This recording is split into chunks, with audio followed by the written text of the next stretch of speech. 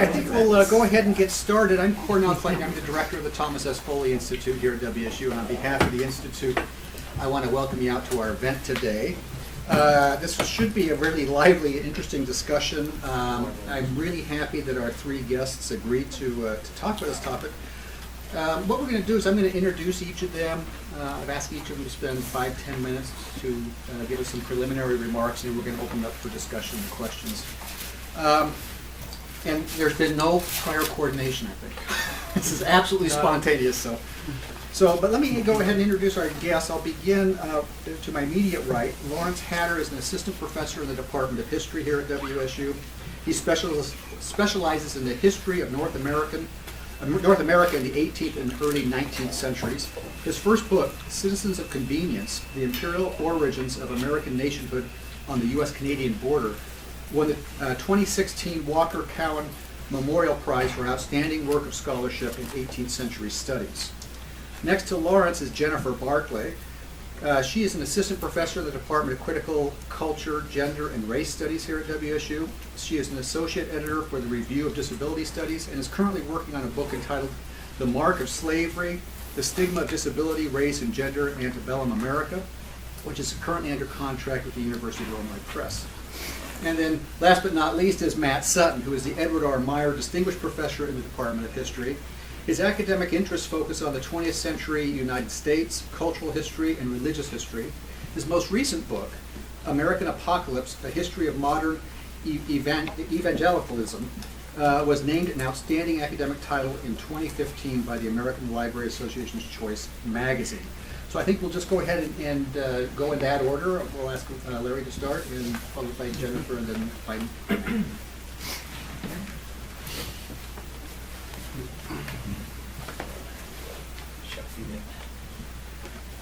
Good afternoon.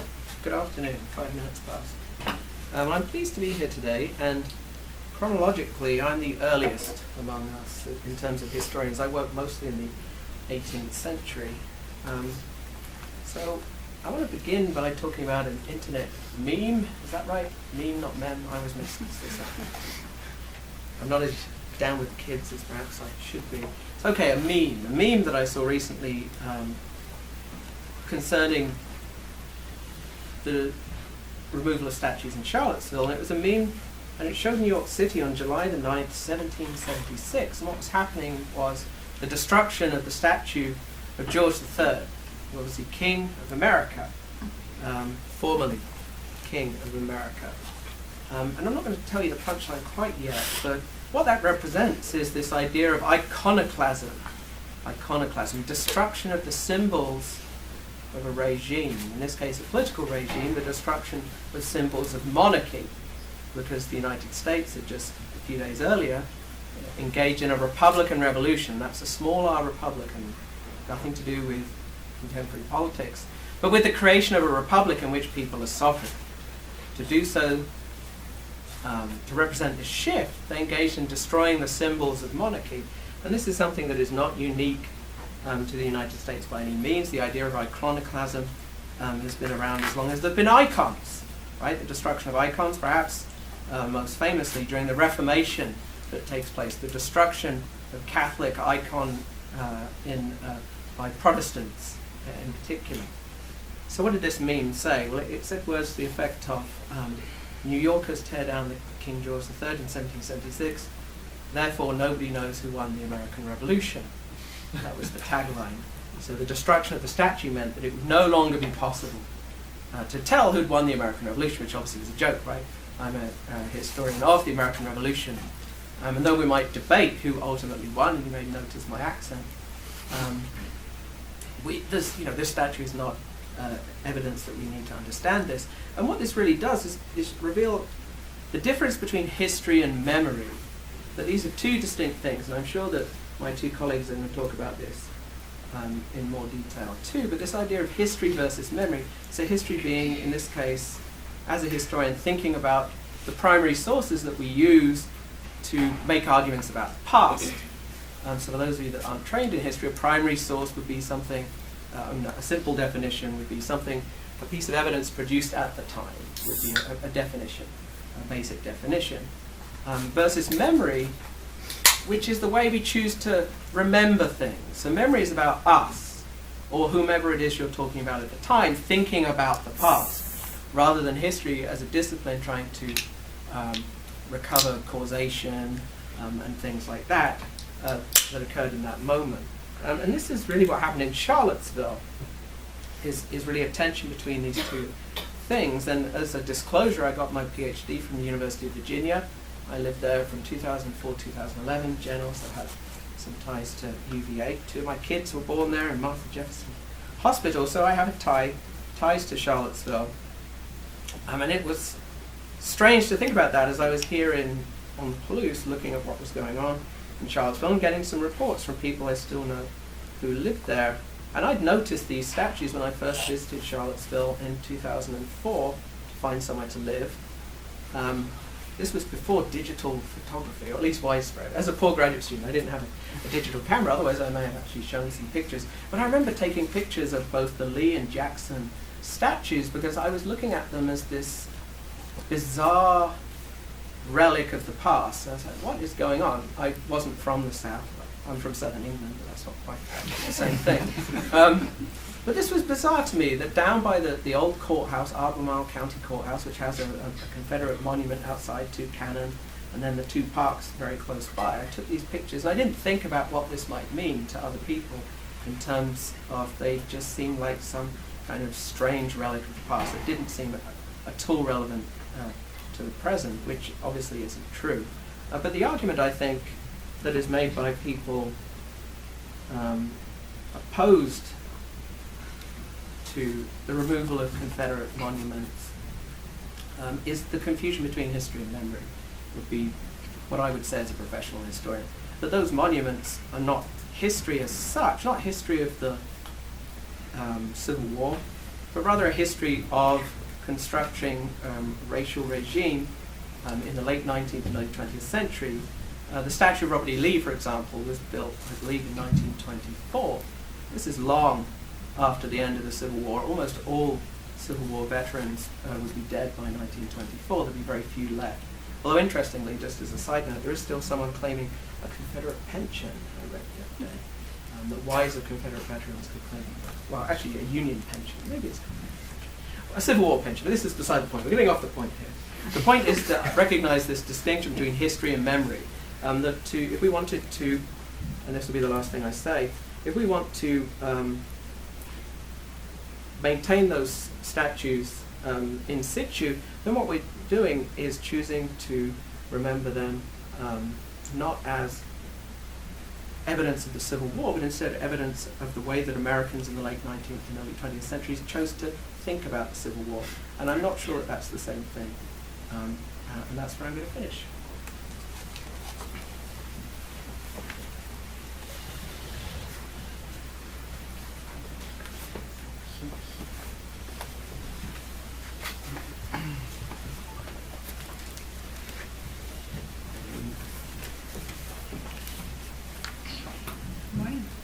How's everyone doing? I think that I'd sort of like to start with a little bit of a story from Charlottesville too, from the couple of years that I spent there, because I think it helps sort of illustrate one of the points that I was hoping to make today. And for me, I'm a mother, I have 2 children, and when I lived in Charlottesville, my kids were in elementary school.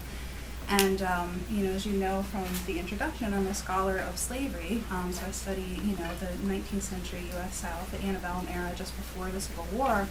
But my kids were in elementary school when we lived in Charlottesville, and my daughter came home from school one day, and she said, "Mom," I think she was in 4th or 5th grade, she said, we had a guest in our class today. And she said, she was confused, right? She had some questions about the guest that had visited her classroom that day, because he was one of the parents of one of the kids in her class who was a Confederate reenactor. So he came to the classroom and talked to the kids about the Civil War and how the Civil War was fought over taxes and tariffs and states' rights and things like that. And he had never mentioned the institution of slavery. And my daughter said, I feel like that's not right. Like that perhaps, there's something more to this conversation, because she knew what I worked on. And so we had a big conversation about how, absolutely, yes, slavery was, a central cause in, the American Civil War.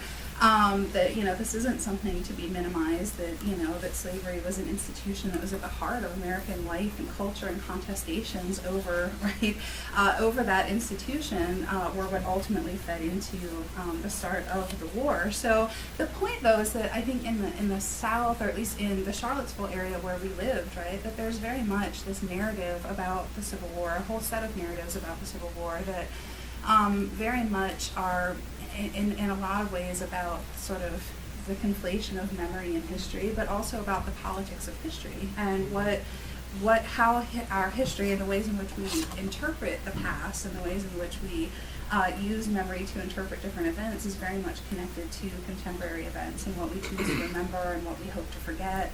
And slavery is one of those things that I think is at the heart of these contestations about Confederate monuments and memorials and statues, etc., for the ways in which they glorify certain individuals and their actions during the war, and the ways in which they minimize other really central issues of the time, right, of the actual history.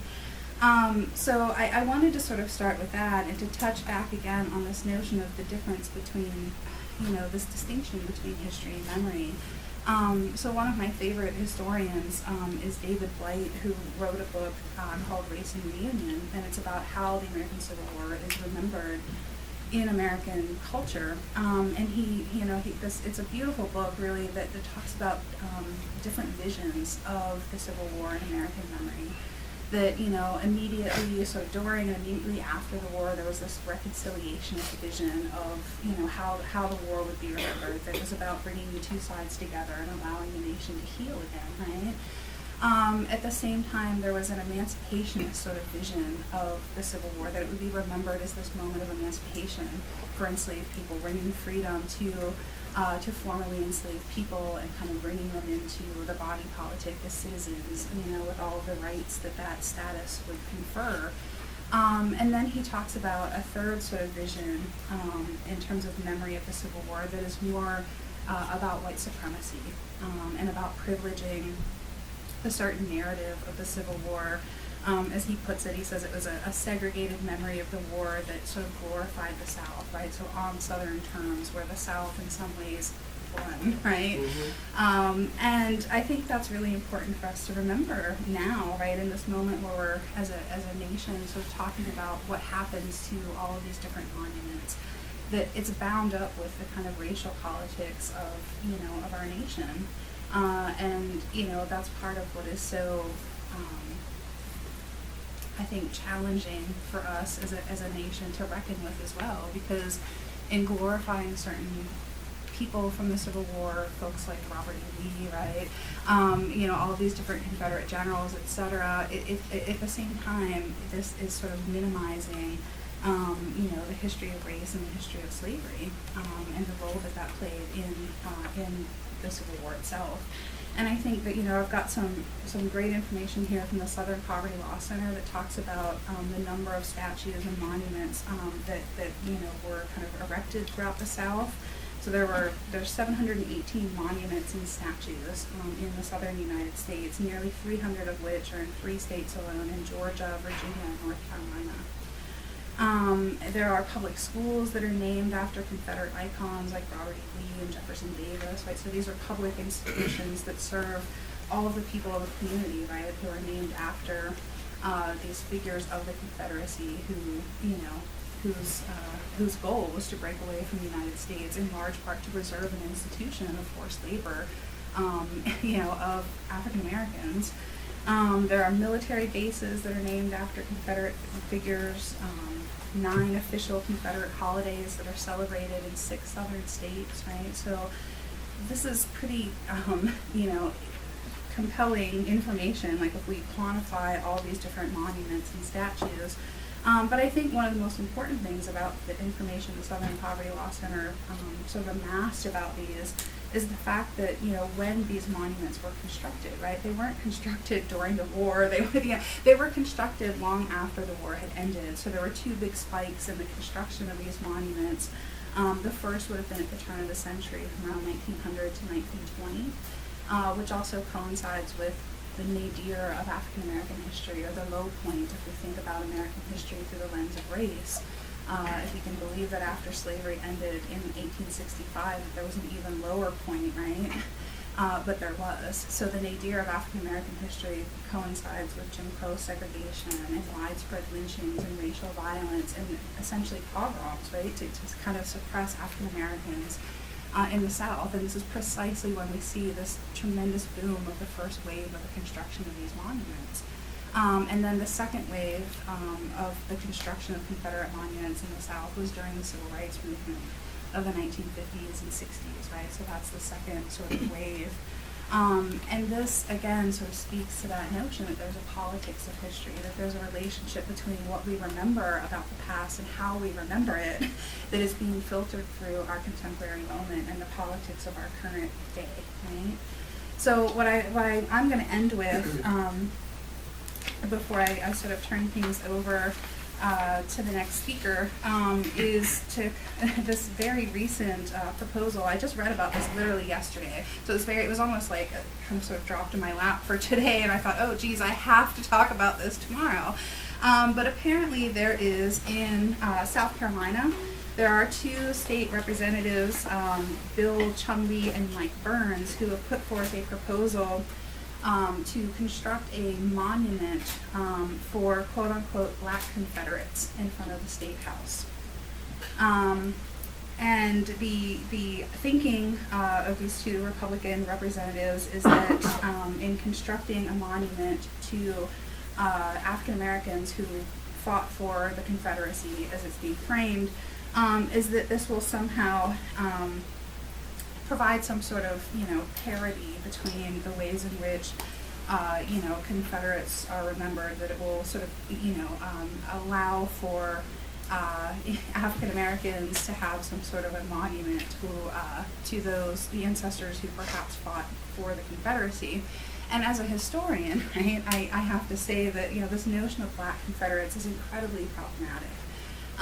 Because any African Americans who did contribute in the Confederate war effort likely would have been enslaved, right? So they didn't have a choice but to work as cooks and to work as body servants and to work constructing different fortifications and things like that for the Confederacy, right? So they were compelled to provide this kind of labor.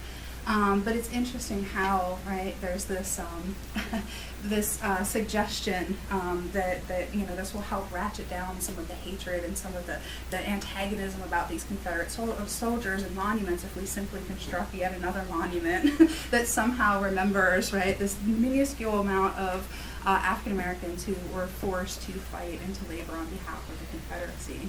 So again, I think that this is very, that it illustrates the point, this larger point about the politics of memory, that this is actually, right, I think, we talk often about trolling people online, right, like this almost seems like one of those moments where we might relate this proposal to, sort of trolling someone on the internet, right, like it has that same sort of quality to it, and I would sort of suggest that this actually has a lot more to do with our politics today than it has to do with the memory of the war or whatever, but it's definitely illustrative at this point about the relationship between history and memory and how that gets bound up in our current moment, so.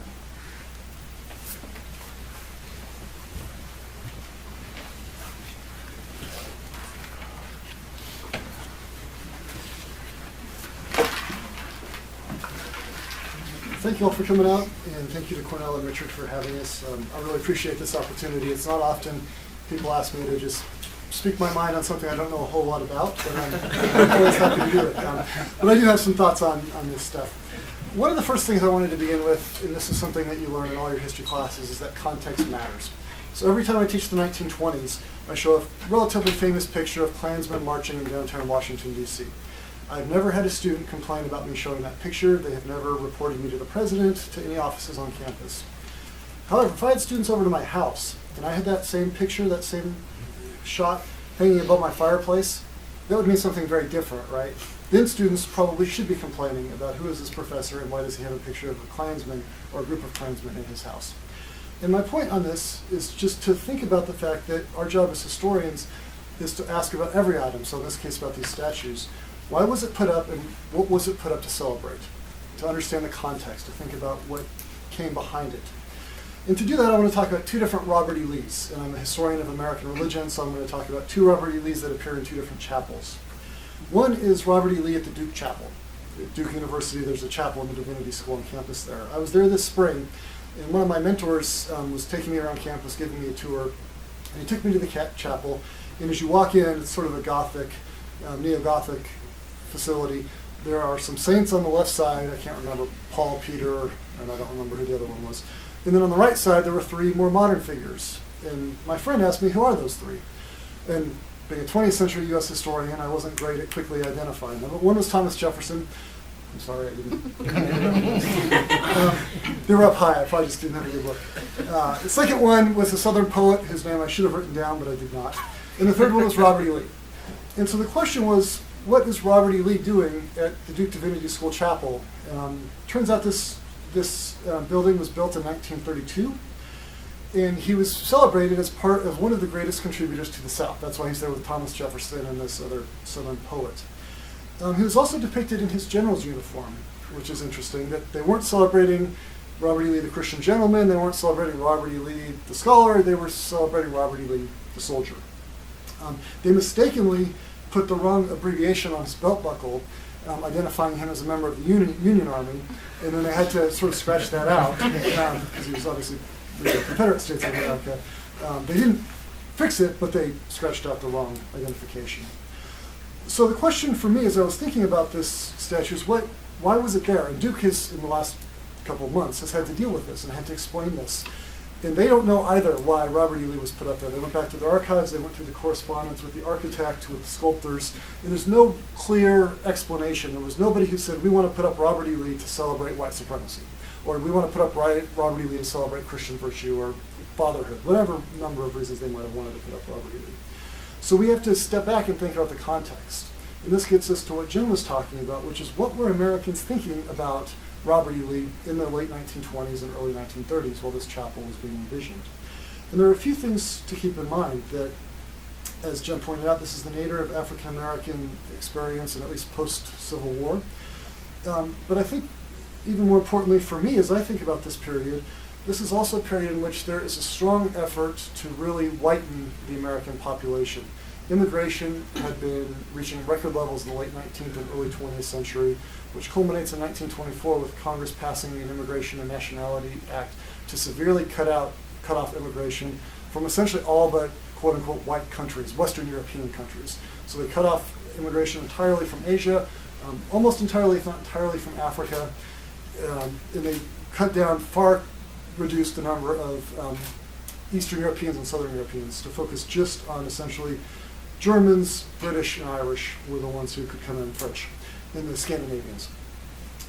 So there's no doubt, I think, when people are thinking about Robert E. Lee in the 1920s, they're thinking about that in the context of what he represents. And what he'd come to represent, which is what David Blight and other historians have shown us, was this explicit effort to reunite North and South white men and women, to sort of get past the horrors of the Civil War, to get past all the bloodshed, all the killing, and to think about ways that they can reconcile. And the easiest way for them to reconcile was to emphasize white supremacy, was to emphasize white predominance in the country.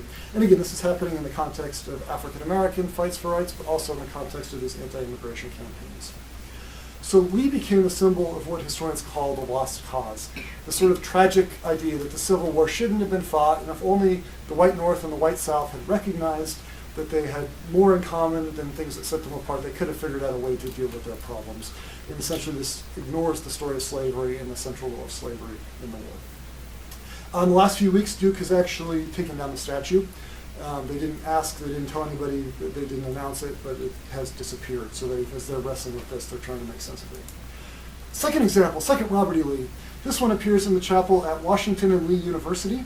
I wasn't aware of this, but we have a member of the staff here who got his law degree, here's a big issue, got his law degree at Washington and Lee, and he was telling me that he's been getting all these letters from the alumni networks because they're really wrestling with what do you do with a college and university named after Robert E. Lee and George Washington. But outside of the larger issue of the naming of the college, I think there's a problem, or an issue, it's not a problem, it's an issue of the chapel. The chapel is named after Robert E. Lee. He's buried in the chapel, and there's a large statue of him in the chapel. So when you think about the statue at Duke, which has no, as far as I know, historical ties to the real Robert E. Lee, versus the statue at Washington and Lee University, where he is in fact buried in the chapel that he had built. He actually became president of what was then Washington College from 1865 to 1870 before he passed away. So in this case, I think it's a little more complicated because although I don't love the idea of a statue of, if I was on campus at Washington and Lee, or if I was a faculty member there, I probably would not love having a chapel dedicated to Robert E. Lee. But at least he contributed something to that school beyond his role as general in the Civil War. That he actually was the president of the school, he helped build the school, he helped build the chapel. So you could make an argument that he did something, that he represented something more to that school than he represented to Duke University, where he represents only a Confederate general. And so in that case, the context is a little more complicated. And again, the folks there are still wrestling with what to do about this legacy and its relationship. That then brings us to the obvious example of Charlottesville. I won't say much more here other than reiterate what Lawrence and Jen said, which is just simply that this was clearly erected to celebrate Lee's contribution to the Civil War. Just as part of this, it was revealed in 1924. It was intended to represent this idea of the lost cause, to bring reconciliation between white North and white South in the midst of Jim Crow segregation. Final word, we'll turn to the words of our president. Trump mentioned on Twitter over the Charlottesville events, "Sad to see history and culture of our great country being ripped apart with the removal of our beautiful statues and monuments. You can't change history, but you can learn from it. Robert E. Lee, Stonewall Jackson, who's next? Washington, Jefferson, so foolish." And of course, I would argue that that misses the point, that most of the folks at UVA who don't like the Robert E. Lee statue aren't necessarily calling for the tearing down of Thomas Jefferson, which is not to say Thomas Jefferson wasn't perfect, but that statue was not erected to represent Jefferson as the rapist or Jefferson as the slaveholder. It was erected to represent Jefferson as one of the founders of our country, as the author of Notes on the State of Virginia, et cetera, et cetera, et cetera. And so we recognize in him the good with the bad, in that statues of Thomas Jefferson are, as far as I know, not intended to celebrate the bad parts of his legacy, whereas Robert E. Lee, it is intended to celebrate what I would argue is the bad part of his legacy, which was going to civil war for the sake of white supremacy.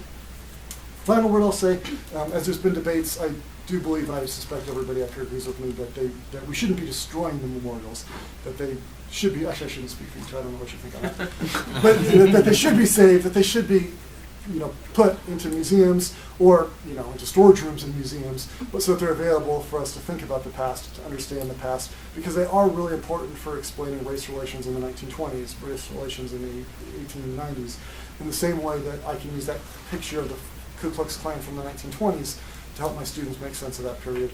We wouldn't want those photographs all destroyed. They're still very useful as historical artifacts. Thanks. All right, thank you.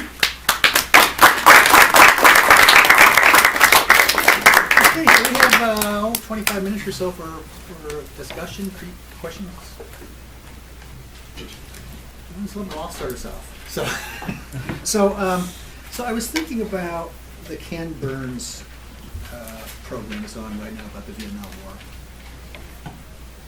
and thinking about Vietnam War memorials, because Vietnam was a very controversial war. The causes many people found reprehensible, and yet we have Vietnam War memorials.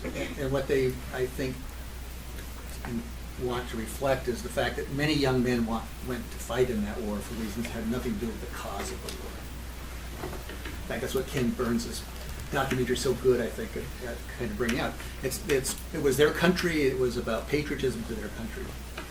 And so then I think back, so I teach constitutional history, and when I talk about the Civil War period, one of the things I often emphasize is that before the Civil War, Americans didn't think of themselves as Americans. They thought of themselves as South Carolinians or Virginians or New Yorkers.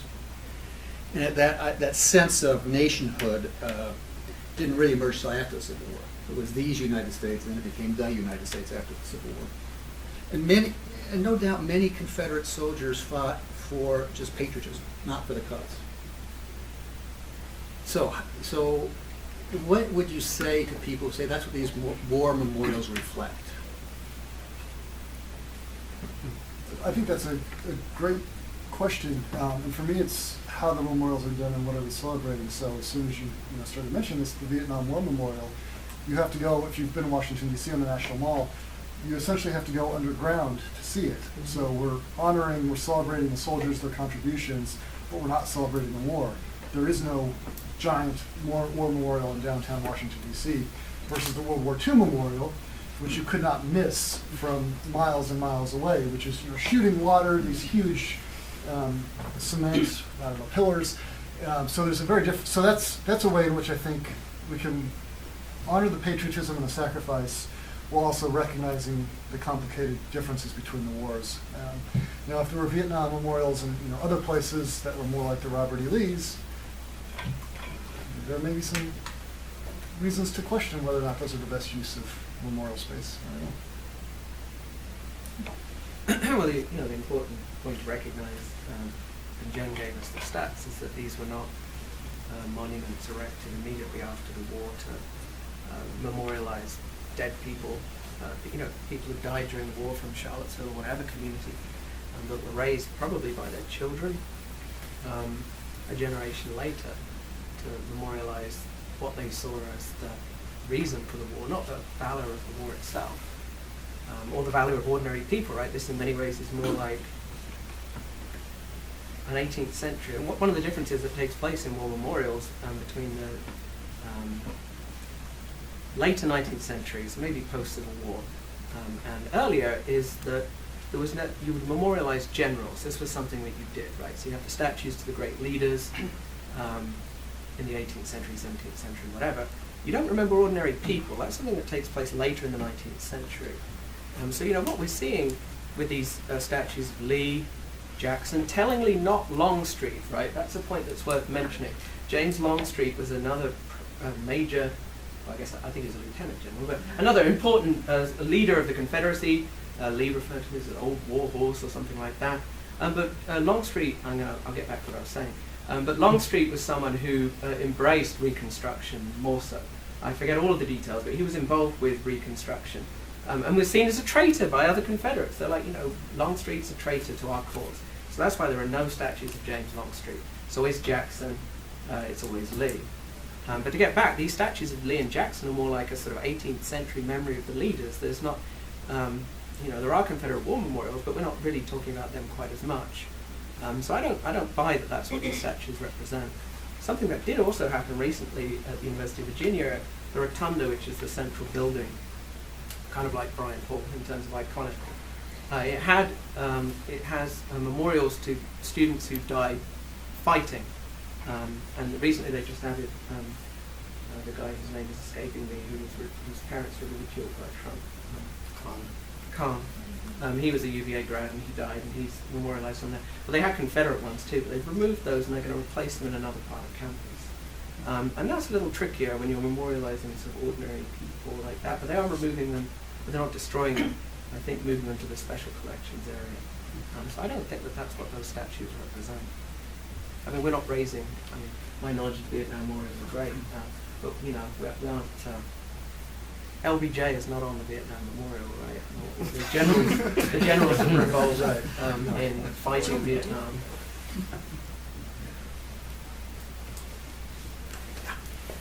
What about in the context of like Nancy Eisenberg's book, White Trash, and the low-class white people, especially after the Civil War, they're indentured servitude, basically, and they don't understand the concept of the white privilege and racism, because they were treated so poorly as well. How do you put that in the context of this? I think I would probably challenge that a little bit in the sense that, that's one of the sort of, I think one of the most fascinating points when we think about the American Civil War is how many yeoman farmers and poor whites and others were fighting for the Confederacy, many of whom weren't even slaveholders, right? But they were certainly trying to understand the racial hierarchy of the South and wanting to maintain and preserve that, because they were aware of the benefits that accrued to their whiteness, right? Even if they weren't slaveholders themselves, and they may not have had, financial, the privilege of wealth, right? They recognized that the benefits that accrued to their own whiteness, and that was one of the reasons why they did, in fact, fight on behalf of the Confederacy, was to maintain their own sort of status in a deeply racialized society. So I think, while I'm very, very much aware of, and I think it's an important point to think about how class sort of intersects with some of these things, it's also really important to recognize how racial privilege also accrues, right? And what that means even for folks who may not have class privilege, but are still invested in maintaining a racial hierarchy that they benefit from. So, I think that's one important point to remember about that particular issue. It's kind of the oldest trick in the American political playbook, appealing to race as a unifying factor. This is something that took place in the 17th century. Virginia, Edmund Morgan's great book, American Slavery, American Freedom, which is written in the 70s, I think. It's still 73 or thereabouts. It's still a really great book, but the argument is that the ability to have sort of a racially based democracy, harem vote democracy, so in essence having a wider franchise for ordinary white men, which was much wider in Virginia than it was in Europe, is only made possible by the presence of American slavery at the same time. So really it's nothing to do with material conditions at all. If we were Marxists, we would say that it's the ultimate false consciousness, right? That we should really be worried about material conditions. That in essence what these white trash, as Nancy Eisenberg calls them in her book, what they should really be doing is forming political allegiances with free African Americans after the Civil War. That's what would make sense, but instead you appeal to race as a unifying factor. You could extend that argument into the present, and some people make that argument, right? That this is what this is really all about, is preventing class consciousness. Comrades.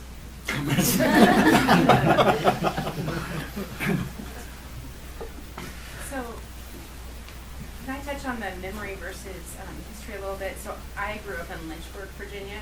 I did not go to UVA. I went to the other I-64 institution associated with Jefferson and William and Mary. The lesser. Yeah. and one thing that I found really interesting for this discussion is that, having grown up in Virginia, a lot of my friends, both whites and people of color who grew up in Virginia, understand a lot of the context of these statues and how they've been used through the years. I mean, Lynchburg had no major Civil War battle, and yet we had all these statues to Civil War generals.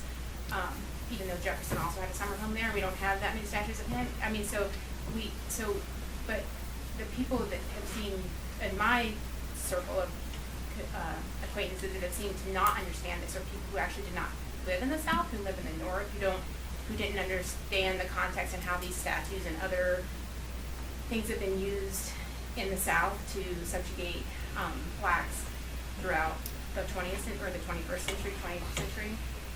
And so I don't know if you have any comment about how some distance, or there's not that I want to put all the blame on it, but it just, I don't know, I just wanted to get your perspective on how growing up in that area might, or not growing up in that area might also change people's perspective on.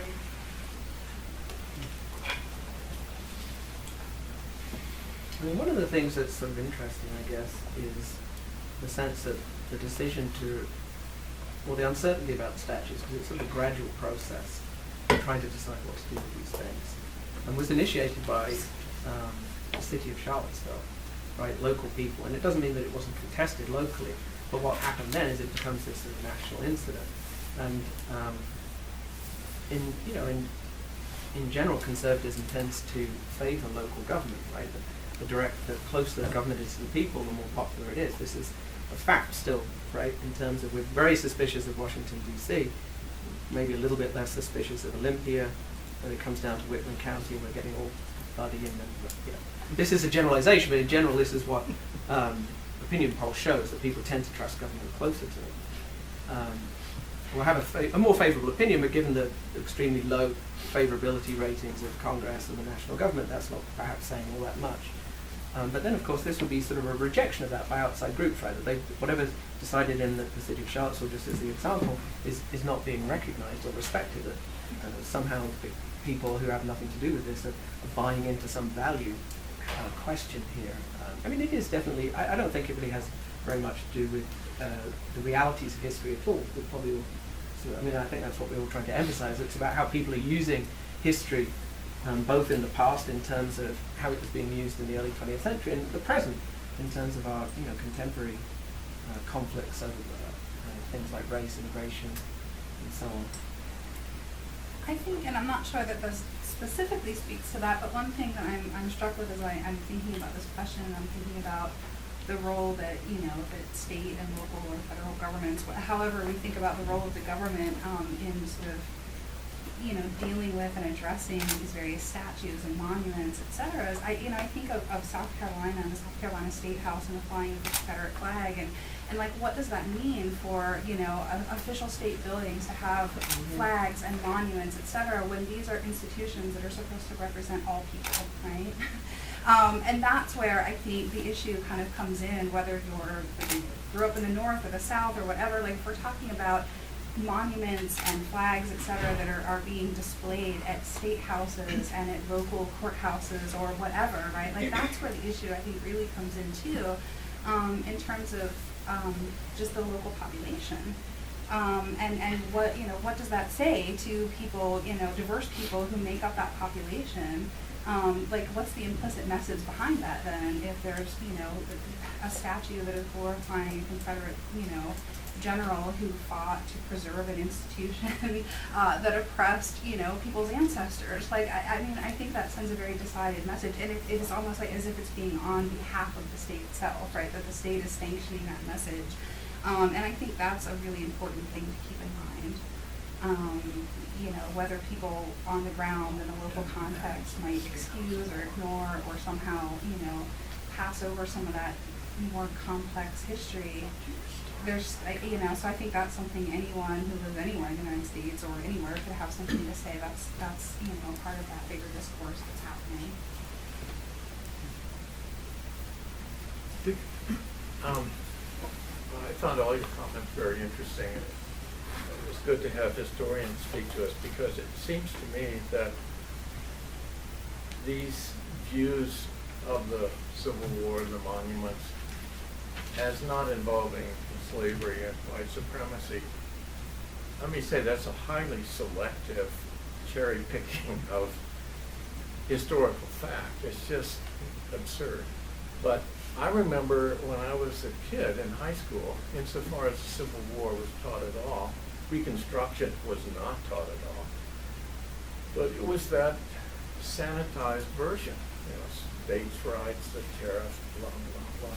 But I had no information to counteract that. It strikes me that Americans' complacency about not bothering to know their own history is a very dangerous thing, because then someone can cherry pick and come up with a very compelling narrative that fits people's own internal agendas very, very easily, and that becomes powerful. It becomes, for a period at least, dominant and dangerous. And it just strikes me, more history for everyone. Yes. From your mouth, They'll all We can agree. get behind that. from your mouth to the ears of the provost. Well, and to say it really quickly too, I won't sort of hog the panel here, but this is one of the reasons I became a historian. To sort of go back to one of the previous questions about this intersection of class with race, I have very working class roots. I'm a first generation college student. Like, folks in my family didn't go to college, and when you don't have access to that kind of, when you don't have the opportunity to think deeply and to learn deeply, history, the history of your nation or whatever, other people are going to fill in those pieces and can use that in really significant ways to kind of distort history and manipulate people's contemporary politics and the way that they right? And that was, for me, one of my motivations for becoming a historian, because I saw the way that race and the politics of race were used against other working class white people in the community that I grew up in, right? Like, so it's important to have people who understand history and who, history is central to being able to understand our contemporary political moment and the way that things like this get used against different populations. Well, that's exactly the point of the whole controversy of the memorials, is if you don't know your history very well, And you see Robert E. Lee with Confederate flags up on his horse, up above the city of Charlottesville. And this is telling you a very clear message that this is a good guy who did a good thing, who contributed to this region of the country in important ways. And if that's all you're going to get, then it's going to create problems. And it's going to create problems for all those other folks who are marginalized by those very same actions who don't know it. So yes, so more history for all of us. Excuse me. Oh, go ahead. I was in Charlottesville recently, and I went to the Lee Chapel, and that really is a complicated issue because it's not a consecrated religious space. It's an intentionally secular space. But there's Robert E. Lee laid out like a crusader in Westminster Abbey. I mean, that's the historical models that were used for that. He is a crusader. The South's cause is a crusade. I don't know how they're going to resolve that. Yeah, I thought you made a great point, at least at first, about the College of Washington and Lee. At least they were celebrating in that context the scholarly what he brought to the college. But then I thought back to Joe Paterno, who was, I don't know if you're familiar. They took his statue down. He was the head coach. Under him, there was a scandal. But he was the intent of that statue was not at all. Is there a line? When can we put up statues? When No, because no one's perfect. Yeah, that's a great point. No, and I'm not decided on all of these things. Like maybe Thomas Jefferson does need to come down. For me, the question is, it's a slippery slope, and we're only talking about race. Once we start talking about gender, all these statues of men who are almost entirely chauvinists, who do not treat women as equals. So I don't know. I don't want to become the reformers from the 16th century burning all of the statues. But the Paterno example is a great one. You're right. I hadn't thought about that and how that relates to Robert E. Lee.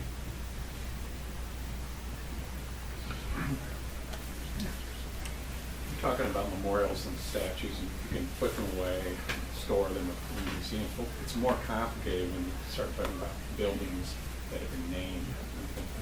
Just listening to a podcast where this school called Robert E. Lee, now 60% students of color, and these African American students were refusing to do the Robert E. Lee school cheer. And everything that's embodied, they understand the context and they resent it. So, and yet there's history for people that graduate from that school. So what do you do in situations like that? Which are probably equally offensive, particularly these students. Again, since I was at Duke recently, they had a building that was named after a white Reconstruction congressman, one of the Redeemers. And they recently renamed the building, but then they did a really nice display exhibit inside the building, so everybody who walked in could see the original name, why it was named after this guy, and then why they decided to change the name. And it kind of goes through the history of this person, so his legacy, his name is still there, but it explains kind of really the bad he wreaked on the state of North Carolina, and then why in the last 15 years people have realized this is a problem. And so I think with schools like that, you could have an exhibit about why this was Robert E. Lee's school and now why it becomes Booker T. Washington School or whatever they decide to do instead.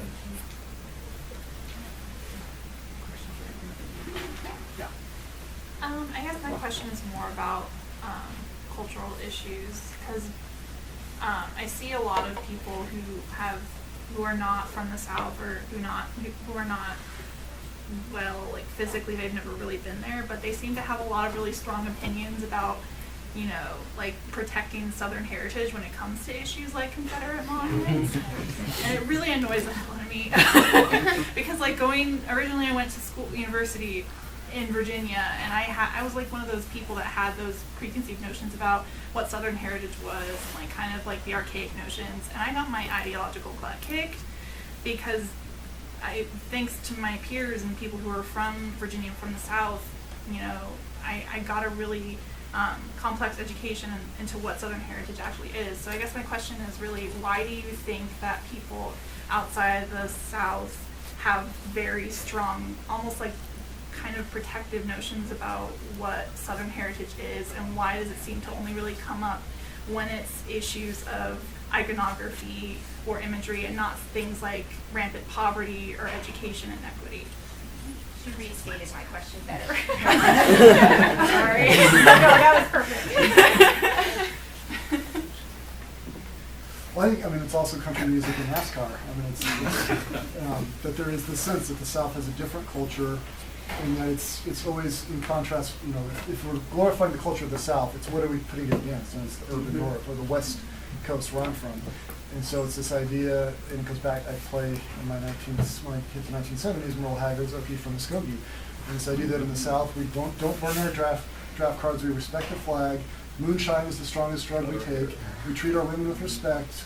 We love our parents. Like he goes through this whole list of things, which explains, I think, what their vision of what it is. And of course, it's not about racial exclusion. It's not about maintaining hierarchical gender roles, those kinds of things. But I think for conservatives, there's this imagined idea, in the same way that we think about the 1950s as this great period of family values, where it's all June and Ward Cleaver and the middle class suburbs. When we think of the South, we think of chivalry and gentlemen and respect, and so much that goes against what we see as the kind of 1960s hippie culture. But again, it's select in every part of this. We're talking about selective memory, with respect to both of your points. That it's about memory and how we remember the past. To partially continue that, but are there, in your experience, you talked about Duke, but there are other universities that are sort of facing naming buildings, and Calhoun College, yeah, that's one of the things that pops up very. But are there universities, public or private, that in fact have faced and done something where they've managed to do the change, or at least contemplate the change in what you consider reasonable ways, culturally appropriate ways, effective ways? It's still kind of a really ongoing process, and it is one that's not unique to the United States. In Cape Town, for example, I guess it's the University of Cape Town, but Cecil Rhodes has a statue on campus there, and that's been an issue for a number of years. I mean, Rhodes in general then, with the Rhodes Scholarship, which was explicitly white supremacist. It was about creating an Anglo-American ruling elite, and that's why he created that scholarship. So that's had impact on campuses in Britain too. It's hard to say. I mean, I think that, it sounds like Duke has been doing some reasonable work. I think, obviously I'm an alumnus of the university, and it has a tradition of being quite a conservative place in terms of change, but I'm in some ways shocked at the amount of change that has managed to happen, having been there. In terms of, for example, removing the monument of the Confederate dead from the Rotunda. They're building a large, what will be a prominent monument to enslaved labor that was involved in building the university. They have renamed some of their buildings that are associated with the most sort of vile Reconstructionists. So there's movement there. It's difficult to say. I mean, the question of Jefferson is going to be an interesting one to watch, because that is very emotive. I mean, not like the Confederate statues isn't. In my mind, that seems a more straightforward issue to address, in the way that Matt was talking about at the end of his discussion, that the statues of Jefferson that are present are not there because Jefferson raped his slaves and sold slaves and benefited from enslaved labor, but he's there as founder of the university, as the third president, so on and so forth. So that's a little bit more complicated in terms of removing a statue like that. And I don't know. I don't have a clear opinion of my own on what's the right thing to do there. I guess process is what really probably matters more than anything. To be deliberative and think carefully about what you're doing, and which doesn't mean to delay doing things, right? Because that can go forever. Doing it in the middle of the night now. Well, some places are, but I mean, I guess in terms of universities that are associated with particular figures whose fame, I guess, transcends their white supremacist issues. So I'm sure that George Washington University must have statues on their campus. UVA has statues of George Washington. Well, in Princeton with Woodrow Wilson, who really entrenched segregation. Absolutely. Absolutely. Moves to open it. I mean, the thing is, it's going to be hard pressed to find somewhere. But I guess a good example of one that isn't directly associated with monuments, but Georgetown, what they did maybe a couple of years ago now, they offered free tuition to descendants of enslaved peoples that have been sold by the founders of Georgetown to raise capital. So, that's something. It's there is. I mean, the bottom line is, and the reason we're here is there isn't a simple answer to these questions as such. I mean, I think the sort of philosophical questions behind them that are clear. The answers are clearer for some instances than others. And it seems to me too that regardless of what takes place, I think that some of these examples that we've already discussed, this notion of being very intentional about how to address things and to provide education and background, and if a name is changed, to have different kinds of information that explains like what that process was, why, like what some of the various reasons are. And I think that to me is what is so central to this. And I also was going to bring up South Africa because I was going to bring up the Truth and Reconciliation Committee that was forged after apartheid, right? Like if we think about what do those words mean, right? Truth and reconciliation, like how do we deal with and acknowledge like historical truths as opposed to memory and, right, like different sort of distortions of history, etc. And that is about getting back to the crux of this issue of providing education and really educating people about why name changes might occur, or why, right, like to provide that backdrop in a public space for public consumption. And it's interesting how, like what these monuments and other sorts of things in public spaces, how they educate people in particular ways too. I'm also reminded that, a few years ago I was at the Museum of the New South in Charlotte, North Carolina, and it was interesting because I was going through, one of the exhibits from, like the 1920s sort of era, and, there was on full display, like the regalia, KKK regalia, the entire thing.